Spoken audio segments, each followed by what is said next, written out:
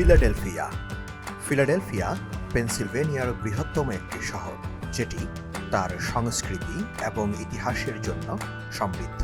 প্রায়শই এ শহরকে আমেরিকার জন্মস্থান হিসাবে উল্লেখ করা হয়।